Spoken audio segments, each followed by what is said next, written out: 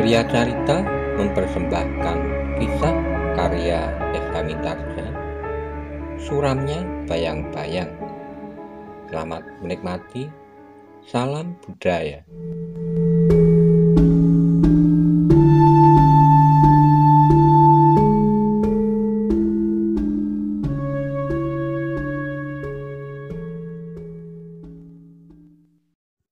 Monggo kula aturi subscribe, like, komen, saha share. Matur nuwun.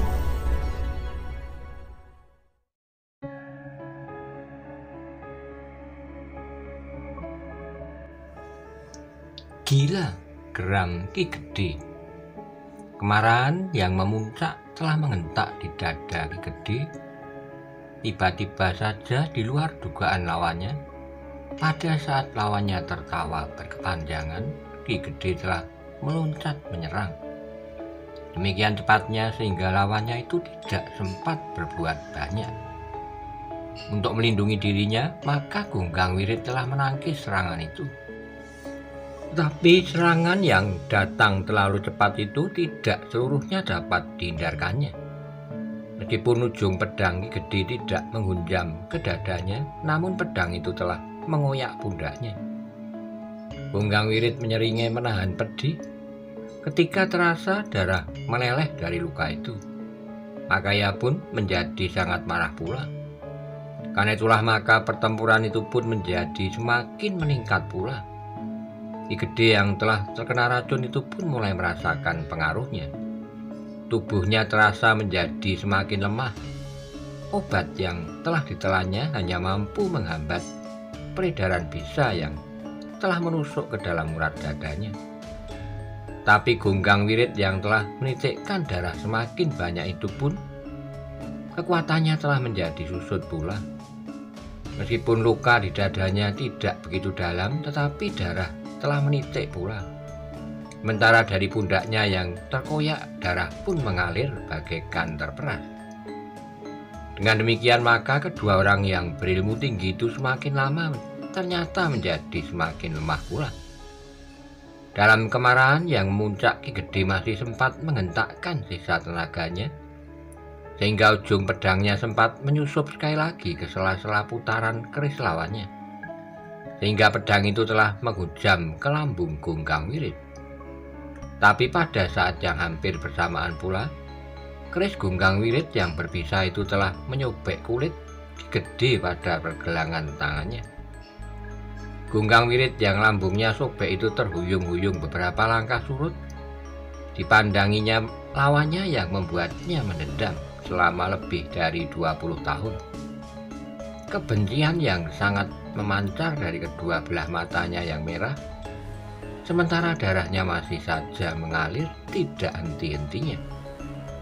Saat kemudian pandangan mata Gunggang Wirit itu pun menjadi buram. Tubuhnya menjadi semakin lemah, sementara darahnya mengalir tanpa dapat dibendung lagi. Namun dalam keadaan yang demikian ia masih tertawa sambil berkata, "Ki Gede, kau memang berhasil melukai aku. Mungkin aku akan mati, tapi kau pun akan mati pula malam ini. Obat apapun juga tidak akan dapat menolongmu. Racunku akan bekerja dengan pasti, menghancurkan jaringan di dalam tubuhmu, mencekam otakmu dan kemudian membekukannya sehingga kau akan mati." Ki Gede tidak menjawab, tetapi tubuhnya mulai terasa menjadi lain. Sendi-sendinya seakan-akan tidak lagi dapat dikuasainya. Dagingnya bagaikan menjadi kejang-kejang dan darahnya serasa mulai semakin sendat. Ketika Gunggang Wirit kemudian terjatuh di tanah, maka Ki Gede berusaha untuk mengambil sebutir obat penangkal racunnya. Dengan susah payah ia mencoba menelannya, tetapi obat tertelan, kaki Ki Gede tidak lagi kuat menyangga tubuhnya, sehingga Ki Gede pun kemudian jatuh terduduk. Obatnya memang benar-benar tidak dapat menolak atas racun yang menghujam semakin dalam di tubuhnya. Seperti dikatakan oleh Gunggang Wirit bahwa racun itu akan merusak seluruh jaringan tubuhnya. mencekam otaknya dan kemudian membekukannya. Sementara itu, obat yang ditelannya hanya mampu memperlambat kepastian yang tidak akan dapat terhindar dari dirinya. Tubuh Ki Gede semakin lama menjadi semakin lemah. Bahkan akhirnya malam Selasa menjadi semakin gelap. Bintang-bintang yang mulai mengintip dari balik sisa awan di langit menjadi pudar dan akhirnya lenyap sama sekali. Namun pada saat terakhir kesadarannya, Ki Gede masih sempat berkata kepada dirinya, "Jika saat ini memang harus datang kepadaku, maka tugasku memang sudah selesai. Lebih dari itu, agaknya aku memang harus menebus noda-noda yang terpercik di hatiku 20 tahun yang lalu." Malam pun menjadi semakin sepi. Dua sosok tubuh terbaring diam, tidak jauh dari dua batang pohon raksasa yang tumbuh terpisah dari hutan yang tidak terlalu lebat oleh beberapa puluh langkah tanah berbatu padas. Yang terdengar kemudian hanyalah suara burung kedasih yang langut, yang sekali-sekali diterpa oleh gonggong anjing hutan yang tidak begitu lebat. Namun anjing-anjing hutan itu menjadi liar ketika mereka mencium bau darah yang dibawa angin yang berdesah di dedaunan, sehingga gonggongannya menjadi semakin keras bersahut-sahutan. Di rumah Ki Gede Sembojan, kegelisahan Wirodono rasa-rasanya tidak dapat ditahankannya lagi. Dengan keringat yang membasahi di punggungnya, Wirodono itu pun melangkah keluar. Sejenak ia berdiri di pendopo, namun kemudian ia pun turun ke halaman dan hampir di luar sadarnya, ia pun mendekati para pengawal yang meronda. "Hampir fajar," desis Wirodono. "Ya," jawab salah seorang pengawal. "Tapi kau akan kemana?" Wirodono tidak segera menjawab, tapi ia sadar bahwa pedangnya ternyata telah menarik perhatian, sehingga pengawal itu telah bertanya kepadanya. Berapa saat Wirodono masih tetap terdiam, tetapi kemudian katanya, "Ayah masih belum kembali." Para pengawal yang berada di gardu itu baru teringat bahwa Ki Gede telah meninggalkan halaman rumahnya dan pergi tanpa memberitahukan arahnya. Ki Gede Sembojan memang sering pergi seorang diri tanpa orang lain yang mengawalnya. Bukan saja di siang hari, tetapi juga di malam hari. Tapi kebiasaannya, jika pergi di malam hari, Ki Gede tidak pernah pergi sampai matahari terbit, jika tidak ada sesuatu yang sangat penting. Itulah kebiasaan Ki Gede untuk melakukan kewajibannya menjelang pagi. Tapi pada malam itu, pada saat langit menjadi merah, Ki Gede ternyata masih belum kembali. Karena itu, anak-anak muda yang berada di gardu itu pun telah menunda untuk tidak segera pulang. Mereka menunggu beberapa saat lamanya, mungkin ada sesuatu yang penting yang harus mereka lakukan. Dengan demikian, maka rumah Ki Gede Sembojan itu telah diliputi oleh kegelisahan.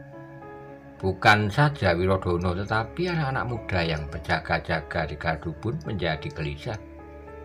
Apalagi ketika matahari kemudian mulai manjat langit di sebelah timur.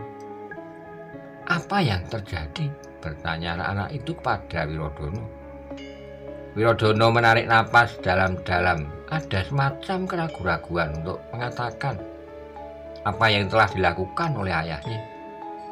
Tapi oleh kegelisahannya sendiri, maka Wirodono pun telah terdorong berkata, "Semalam ayah telah melakukan perang tanding."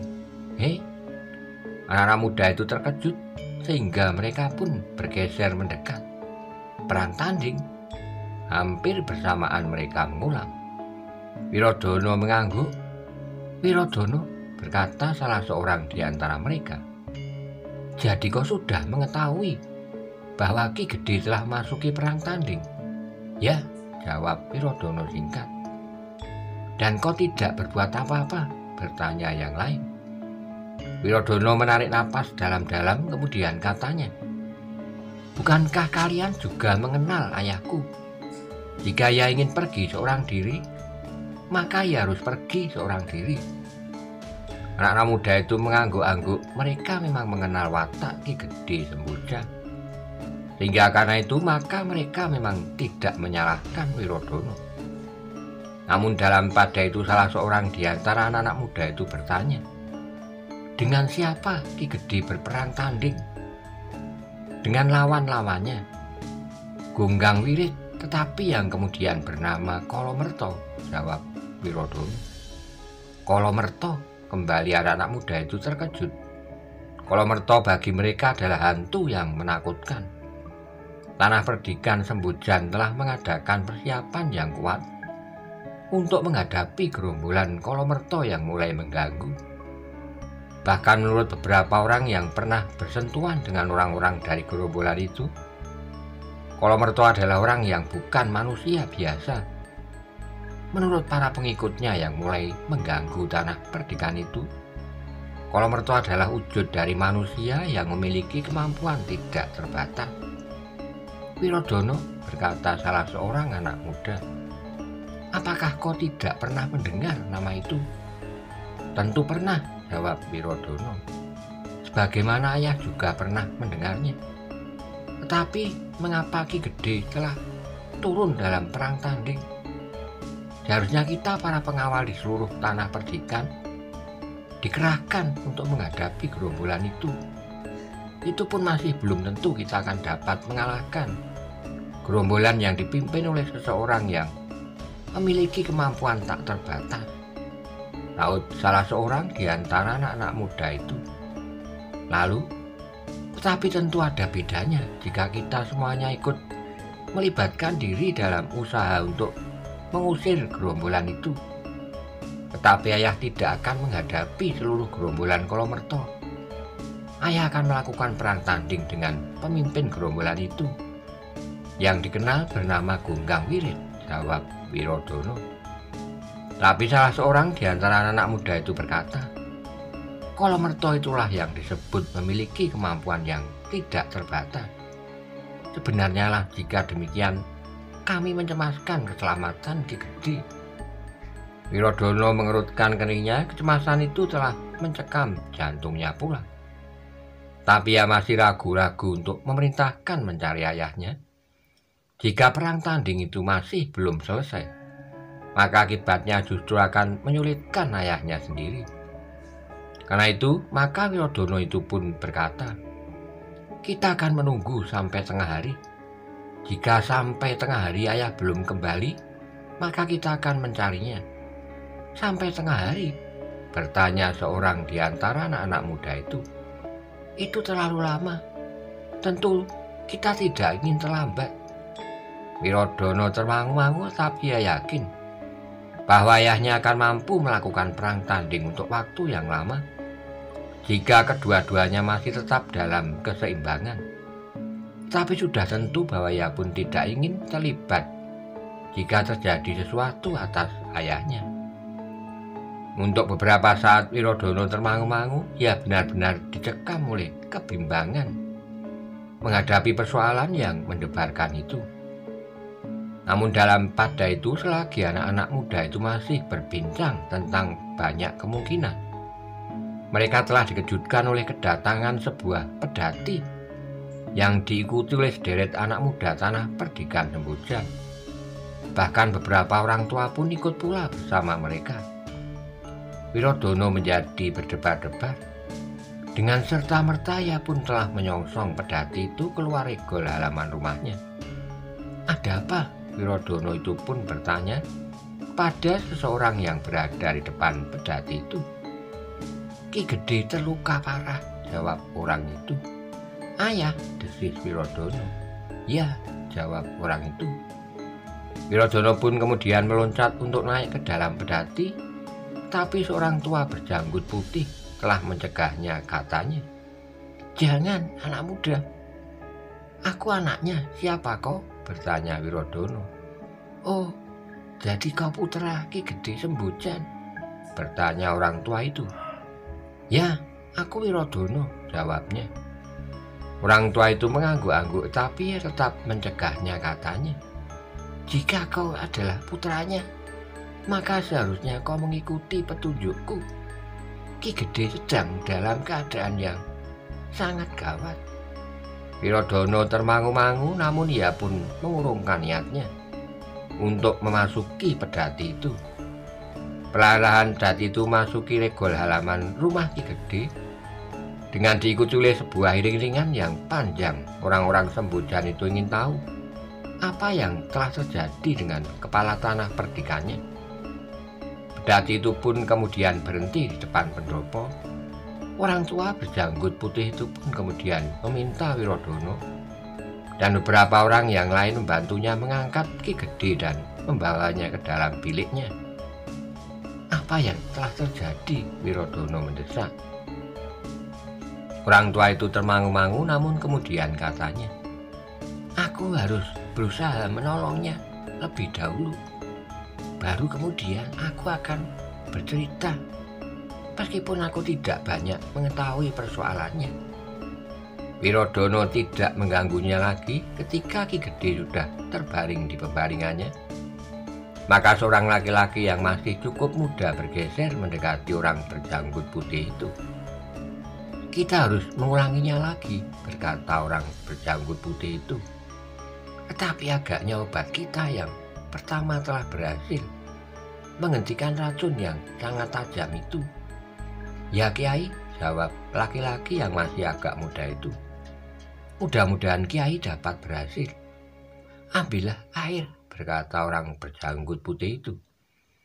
Laki-laki itu pun kemudian minta pada Wirodono semangkuk air bersih. Cepat ambil air, desis Wirodono pada salah seorang anak muda yang berdiri di belakangnya. Jenak kemudian anak muda itu telah menyerahkan semangkuk air pada orang tua berjanggut putih itu. Maaf Kisanak, berkata orang tua itu kemudian pada orang-orang yang ada di dalam bilik Ki Gede. Aku mohon Kisanak keluar dari bilik ini, kecuali yang sangat berkepentingan, agar udara di dalam bilik ini tidak menjadi terlalu pengap. Wirodono lah yang kemudian mempersilahkan orang-orang yang berjejalan di dalam bilik itu untuk keluar. Hanya Wirodono dan seorang pembantu terdekat Ki Gede sajalah yang kemudian berada di bilik itu. Anggir, berkata orang berjanggut putih itu, kami berusaha untuk mengobati luka-luka ya Anggir dengan segenap kemampuan yang ada pada kami. Tapi segalanya terserah pada Yang Maha Agung. Karena itu, berdoalah bersama dengan kami. Mudah-mudahan usaha ini berhasil. Wirodono mengangguk kecil, namun sebenarnya lah jantungnya bagaikan meledak oleh kecemasan. Sejenak kemudian orang tua itu telah meramu obat yang dibawanya. Bagian dari obat-obat itu akan dimasukkan ke dalam tubuh Ki Gede lewat kerongkongannya, sementara yang lain akan dioleskan pada luka yang terkena racun yang sangat tajam itu. Kami sudah berusaha mengobatinya pada saat kami menemukannya, berkata orang tua itu sambil meramu obat. Agaknya keadaannya memang sangat parah. Wirodono tidak menjawab, tetapi dengan tegang ia mengikuti usaha orang yang tidak dikenalnya itu. Di dalam hati, sebagaimana dikatakan oleh orang berjanggut putih itu, Wirodono berdoa bagi keselamatan ayahnya. Dengan hati-hati maka setelah ramuan obat itu selesai dicairkan, diteteskannya ke bibir Ki Gede yang seakan-akan telah membeku. Ketika titik-titik ramuan obat itu perlahan-lahan masuk ke dalam kerongkongan, maka orang berjanggut putih itu menarik napas dalam-dalam. Kita masih dapat mengharapkan, ya, desisnya. Wirodono menjadi semakin tegang, tapi hanya dapat berdiri termangu. Apa yang akan terjadi? Setelah ramuan obat itu sebagian besar dengan telaten telah dimasukkan ke dalam kerongkongan, maka dengan obat yang lain, luka Ki Gede yang sebenarnya tidak terlalu dalam itu telah diolesinya pula. Semoga saja obat-obat ini ada manfaatnya, gumam orang tua itu kemudian. Wirodono yang cemas itu pun kemudian bertanya, apakah yang sebenarnya telah terjadi dengan ayah Kiai? Orang berjanggut putih itu menarik napas dalam-dalam, kemudian sambil bergeser sedikit, ia pun berkata, marilah silahkan duduk, Ger. Wirodono termangu-mangu, namun ia pun kemudian telah duduk pula. Di bibir Ramben telah mengambil dingklik kayu dan duduk pula di hadapan orang tua itu. Angger, berkata orang tua itu, sebenarnya kami berdua pun tidak terlalu banyak tahu apa yang telah terjadi ketika kami berdua berjalan melalui ujung Kali Pidekso. Maka kami telah menemukan dua sosok tubuh yang terbaring diam. Untunglah anjing-anjing liar di hutan itu masih belum menemukan. Tanpa mengetahui apa sebabnya, maka kami berusaha untuk melihat keadaan kedua sosok tubuh itu.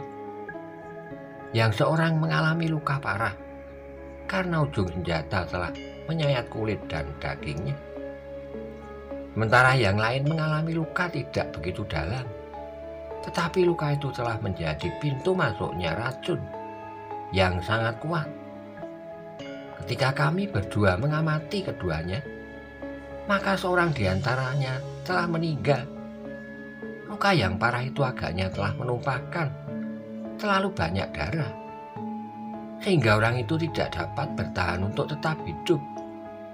Sementara yang seorang lagi masih mampu bertahan atas tajamnya racun di dalam tubuhnya.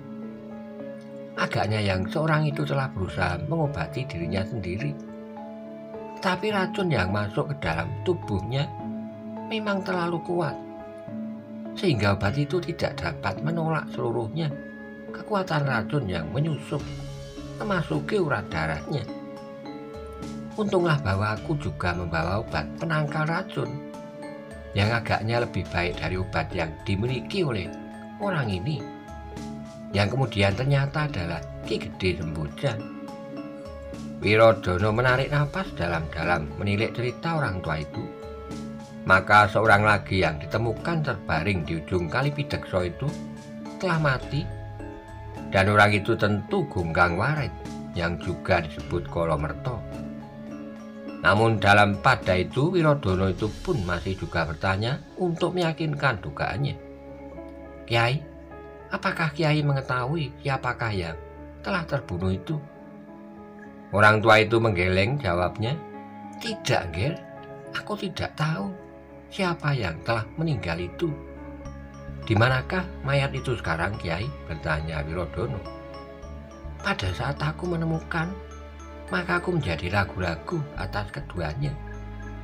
Aku memang sudah menduga bahwa telah terjadi perang tanding. Karena itu maka keduanya telah kami bawa ke pedukuhan terdekat. Kami berdua telah memapah kedua tubuh itu, dan di pedukuhan terdekat barulah aku tahu bahwa seorang di antara keduanya adalah Ki Gede Sembojan, menurut pengenalan orang-orang pedukuhan itu. Berkata orang tua itu, tetapi yang lain tidak seorang pun dapat mengatakannya. Dan sementara ini tubuh yang kami tinggal di Banjar Pedukuhan itu, yang ternyata adalah daerah Sembojan pula. Wirodono mengangguk-angguk. Ia pun kemudian menceritakan kepada orang tua itu apa yang telah dilakukan oleh ayahnya.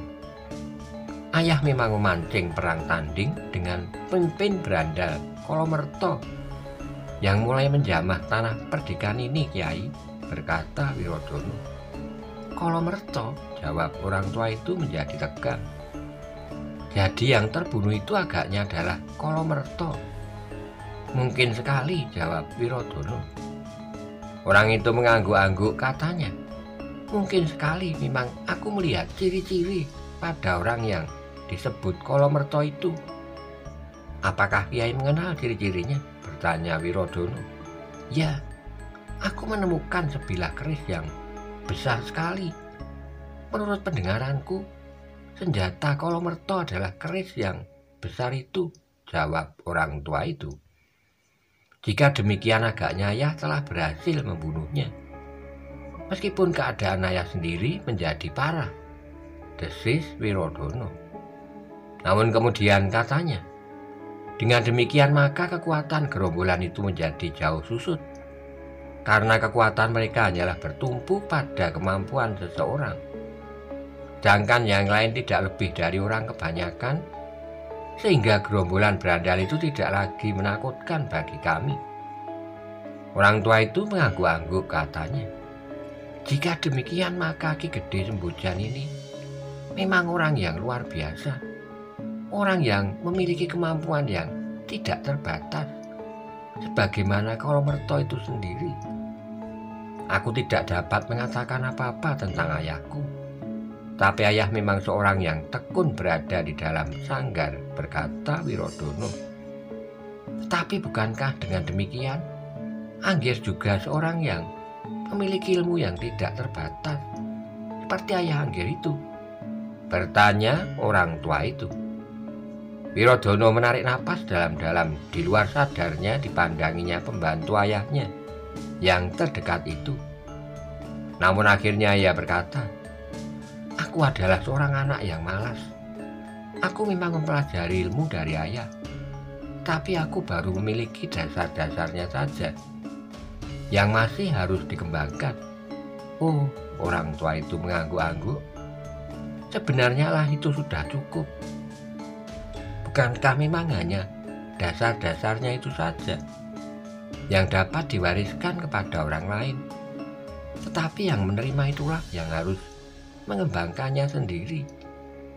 Begitulah yang dikatakan ayah kepadaku, jawab Wirodono. Tapi aku bukan orang yang rajin dan tekun, sehingga perkembangan ilmuku pun tidak sepesat yang ayah kehendaki. Orang tua itu tersenyum, katanya, Anggir merendahkan diri. Agaknya memang menjadi tabiat orang-orang berilmu tinggi untuk merendahkan dirinya. Aku tidak merendahkan diri, jawab Wirodono. Dengan jujur aku katakan, aku memang kurang rajin menekuni ilmu itu. Tapi orang tua itu berkata, itu bukan soal, tetapi Anggir telah menguasai dasar-dasarnya, sehingga terbesit niat Anggir untuk mendalaminya. Maka Anggir dapat melakukan setiap saat. Wirodono menarik napas dalam-dalam, tapi ia tidak menjawab lagi. Dalam pada itu obat yang diberikan oleh orang tua itu pun mulai bekerja. Perlahan-lahan tetapi mampu menumbuhkan harapan bagi Wirodono. Ketika bibir ayahnya mulai bergerak, rasa-rasanya Wirodono ingin meloncat dan mengguncang-guncangkan tubuh ayahnya. Tapi orang tua itu melarangnya, katanya, jangan kau kejutkan, Ger. Biarlah ayahmu sadar dengan sendirinya oleh kekuatan obat yang bekerja di dalam tubuhnya. Wirodono mengangguk kecil, betapapun juga terjadi pergolakan di dalam dadanya. Namun ia masih harus menahan diri. Biarlah ayahmu sadar dari pingsannya yang gawat. Baru jika keadaan memungkinkan, kita dapat bertanya sesuatu kepadanya, berkata orang tua itu. Dengan demikian maka orang-orang yang ada di dalam bilik itu pun kemudian hanya sekedar menunggu perkembangan keadaan Ki Gede Sembojan itu. Dalam pada itu maka orang-orang yang ada di luar bilik itu pun menjadi sangat gelisah. Berapa orang telah turun ke halaman, tapi ada di antara mereka yang masih saja berada di ruang dalam. Mereka menunggu apakah yang terjadi dengan kepala tanah perdikan mereka, yang menurut orang-orang Sembojan adalah seorang yang bekerja keras untuk kepentingan tanah perdikan itu. Seorang yang dengan sungguh-sungguh memperhatikan keadaan mereka, melampaui kepala tanah perdikan yang terdahulu, yang karena tidak mempunyai seorang anak pun telah melimpahkan kekuasaan pada kemenakannya, Ki Gede Sembojan yang terluka dan dalam keadaan yang gawat itu. Sementara itu di dalam bilik orang tua berjanggut putih itu dengan tenang pula mengikuti perkembangan keadaan Ki Gede Sembojan. Orang-orang yang berada di dalam bilik itu menjadi berdebar-debar ketika mereka melihat Ki Gede mulai membuka matanya. Wirodono beringsut semakin dekat, Tetapi seperti pesan orang tua berjanggut putih itu, Wirodono sama sekali tidak menyentuhnya. Akhirnya wajah pucat itu mulai bergerak. Ki Gede yang telah membuka matanya itu mencoba untuk melihat orang-orang yang berada di sekitarnya. Mula-mula yang nampak adalah tubuh-tubuh yang buram tanpa dapat dikenalnya. Namun perlahan-lahan Ki Gede mulai melihat seorang yang berjanggut putih memandanginya dengan tatapan mata yang sejuk. Perlahan-lahan Ki Gede mencoba untuk mengingat kembali apa yang telah terjadi dengan dirinya. Perlahan-lahan pula ia mulai dapat mengenang kembali perang tanding di ujung Kali Pidekso, di sebelah sepasang pohon raksasa yang terpisah oleh beberapa puluh langkah tanah berbatu padat. Apakah aku memang sudah mati? Berkata Ki Gede di dalam hati. Dan yang berjanggut putih ini adalah wujud-wujud aneh di akhirat. Namun ketika ia perlahan-lahan menggerakkan kepalanya, maka dilihatnya wajah anak laki-lakinya Wirodono. Wirodono perlahan-lahan sekali terdengar Ki Gede berdesis.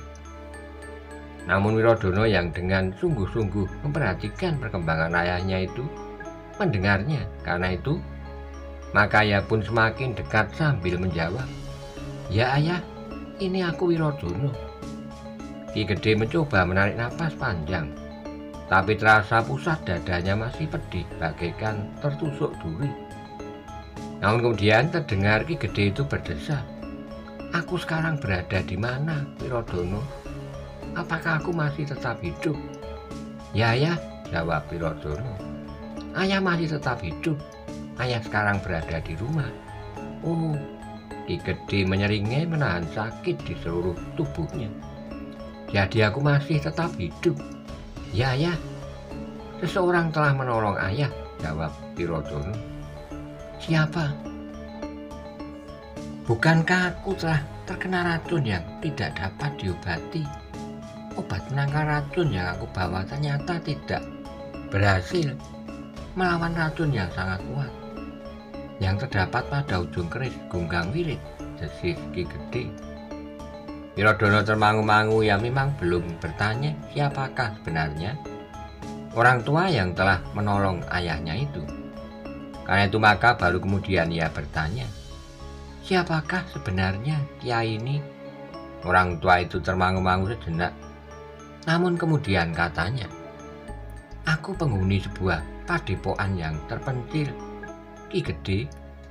Aku tinggal bersama seorang yang masih terhitung kadangku sendiri, yang sekarang ikut bersamaku ini, serta seorang cucuku perempuan yang sudi menyebut namaku adalah Kiai Bodro."